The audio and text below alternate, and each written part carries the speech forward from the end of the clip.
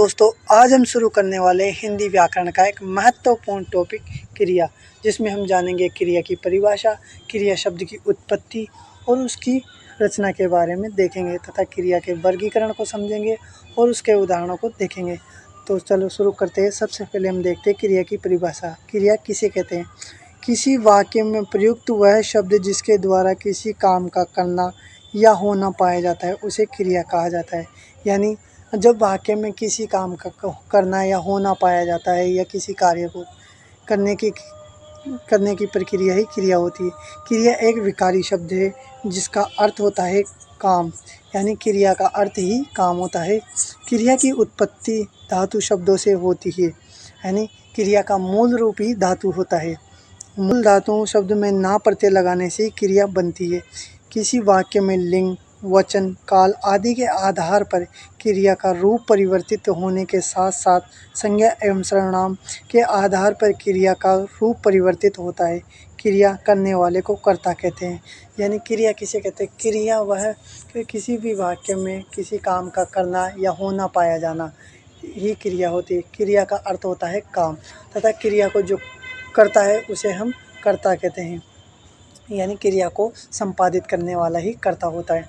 आगे चलते हैं, हम क्रिया के उदाहरण देखते हैं। तो क्रिया के उदाहरण है, विक्रम पढ़ रहा है, शास्त्री जी भारत के प्रधानमंत्री थे, महेश क्रिकेट खेल रहा है, सुरेश खेल रहा है, राजा राम पुस्तक पढ़ रहा है, बच्चे क्रिकेट खेल रहे हैं, लड़कियां गाना गा रही है।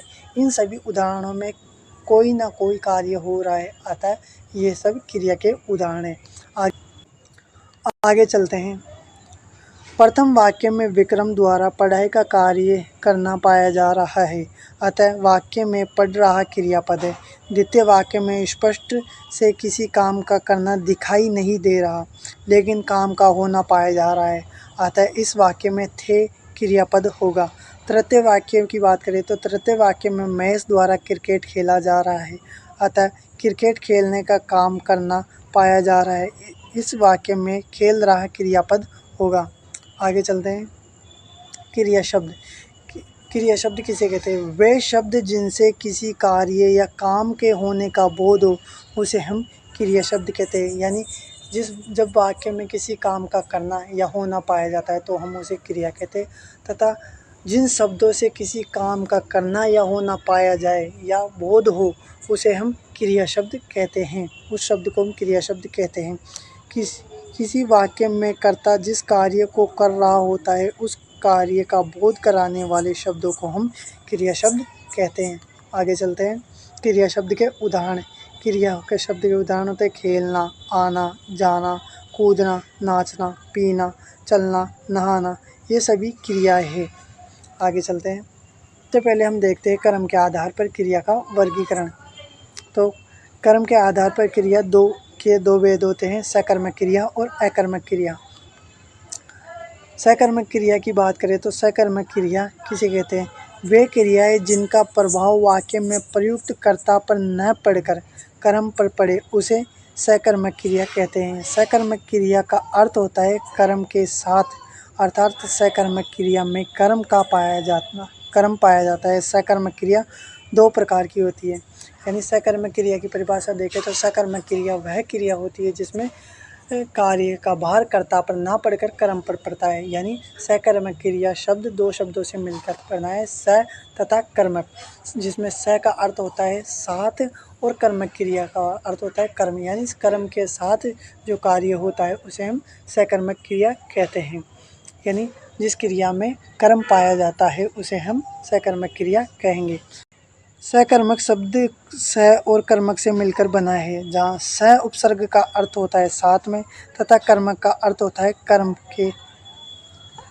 आगे चलते हैं। सकर्मक क्रिया के उदाहरण। निम्नलिखित उदाहरण सकर्मक क्रिया के उदाहरण है जिन्हें पढ़कर आप समझ सकते हैं कि सकर्मक क्रिया में कर्म पाया जाता है और सकर्मक क्रिया के वाक्य कैसे पहचाने जाते हैं। तो सकर्मक क्रिया के उदाहरण देखते हैं। गीता चाय बना रही है, महेश पत्र लिखता है, हमने एक नया मकान बनाया है, वह मुझे अपना भाई मानता है। इन सभी वाक्यों में कर्म हमें देखने को मिलता है। कर्म इनकी पहचान की बात करें तो इनकी पहचान होती है, हम इन शब्दों में क्या का प्रश्न करते हैं तो हमें क्या का उत्तर मिल जाते हैं। यानी गीता क्या बना रही है, गीता चाय बना रही है। महेश क्या लिखता है, महेश पत्र लिखता है। हमने क्या बनाया है, हमने एक नया मकान बनाया है। वह मुझे क्या मानती है, अपना भाई मानती है। आगे चलते हैं। सकर्मक क्रिया को कैसे पहचानें। सबसे पहले आपको वाक्य में क्रियापद से पहले क्या लगाकर वाक्य को सवाल की तरह पढ़ना है। यदि उस वाक्य में सकर्मक क्रिया होगी तो आपको वाक्य में प्रयुक्त कर्म के रूप में जवाब मिल जाएगा। यदि आपको जवाब नहीं मिले तो यकीनन वह सकर्मक क्रिया का उदाहरण नहीं है।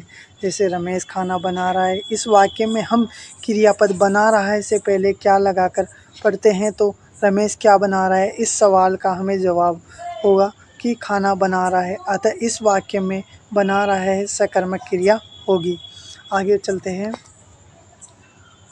अकर्मक क्रिया किसे कहते हैं। अकर्मक क्रिया की बात करें तो अकर्मक क्रिया की परिभाषा होती है वे क्रियाएं जिनका प्रभाव वाक्य में प्रयुक्त कर्ता पर पड़ता है उन्हें अकर्मक क्रिया कहते हैं।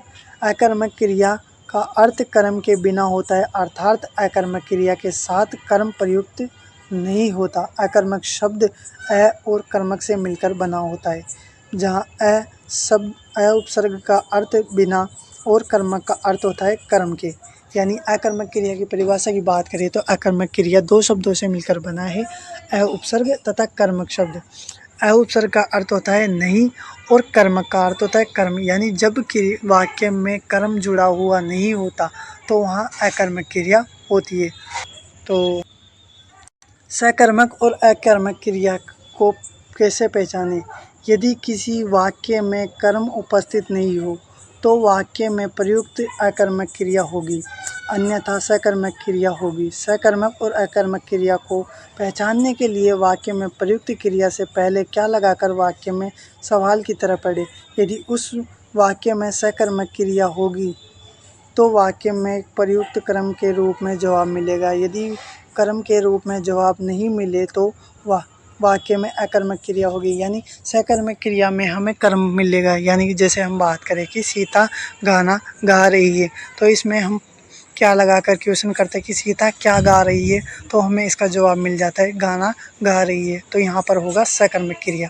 और यदि हम बात करें कि सीता गा रही है तो हम यहाँ पर क्या लगाकर क्वेश्चन करते हैं कि सीता क्या गा रही है, तो हमें इसका कोई जवाब नहीं मिलता क्योंकि वाक्य सिर्फ यही है कि सीता गा रही है, हमें इसका पता नहीं है। यानी इसमें कर्म छिपा हुआ नहीं है कि क्या गा रही है, तो यहाँ पर अकर्मक क्रिया होगी। आगे